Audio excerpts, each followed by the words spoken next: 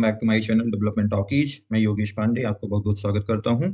तो आइए आज के इस वीडियो में हम 2D एरे में मैट्रिक्स का एडिशन और मल्टीप्लिकेशन देखते हैं। तो सबसे पहले एडिशन देखते हैं कि हम एडिशन कैसे करेंगे, यानी दो मैट्रिक्स को सम कैसे करते हैं। तो यहाँ पे देखिए मैंने फॉर्मूला लिख रखा है कि ये किस तरह से हम दो मैट्रिक्स को ऐड कर सकते हैं।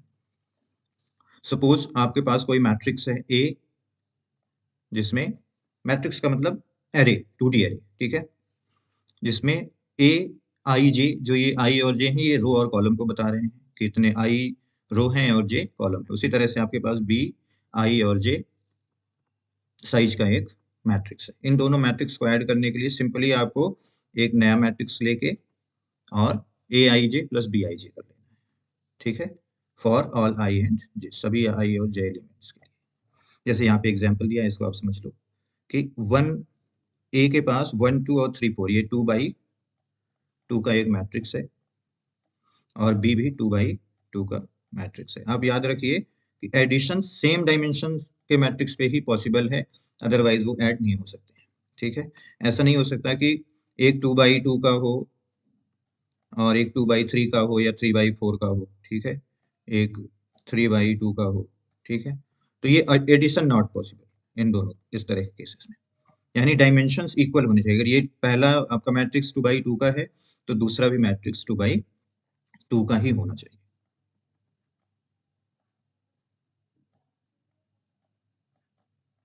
ठीक है, तो देखिए इस पे करना क्या है कि जो पहला एलिमेंट है पहली मैट्रिक्स का, पहले एरे का, और जो दूसरे एरे का पहला एलिमेंट है, उन दोनों को आप ऐड कर दो, यानी 1 + 5, ठीक है, 1 और ये पहला एलिमेंट यहाँ से ले लो 5, दूसरा एलिमेंट और दूसरे मैट्रिक्स का दूसरा एलिमेंट 2 6, 2 + 6, ठीक है।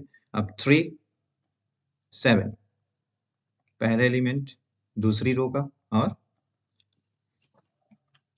और इसी तरह से 4 और 8, 4 + 8, ठीक है। इन दोनों का जो रिजल्ट आएगा 5 6 आएगा, ये दोनों का 8, इन दोनों का 10 और ये 12।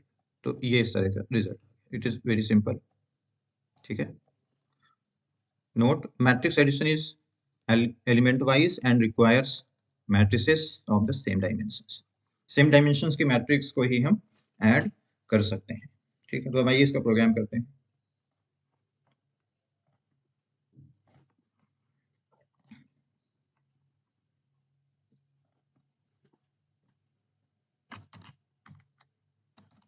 Matrix addition,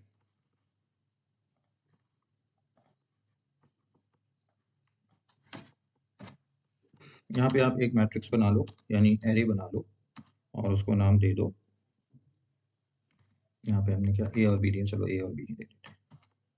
A equal to, अब इसमें क्या है, क्या रखने हैं हमें वैल्यूज, 1 2 3 4 रख दो, एक में 5 6 7 8 रख दो, ठीक है।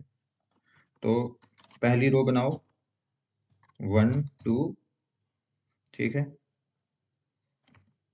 और दूसरी रो बनाओ आप इस पे 3 4, ठीक है।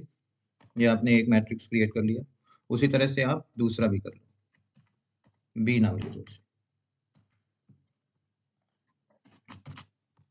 और यहाँ पे आप दे दो कौन से नंबर, 5 6 7 8, 5 6 7 8, ठीक है। और एक एम्प्टी मैट्रिक्स सी डिफाइन कर लो, इक्वल टू न्यू इंट, और उसकी साइज क्या रखोगे आप, रो जो भी साइज इसकी हो, यानी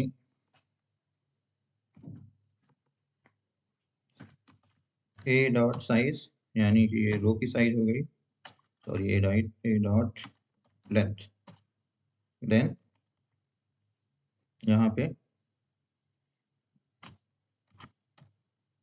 A0, यानी ये कॉलम को बता देगा, dot length.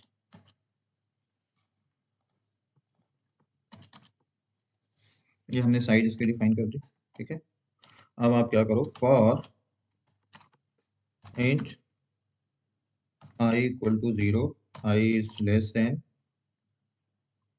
a dot length I plus plus. इसी तरह से आप for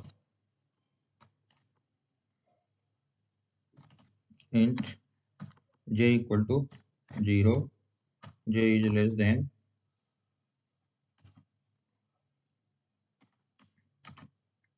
a 0 dot length j plus plus. ठीक है, आप ये पहले भी कर चुके हो इस तरह से। और अब ऐड क्या करना है, सी आई जे में, सी जो सी मैट्रिक्स आपने लिया है उसके आई और जे में आप इक्वल टू कर दो ए आई जे प्लस बी आई और ये जे कर लो। ठीक है, यहाँ पे आपने इसे ऐड कर दिया।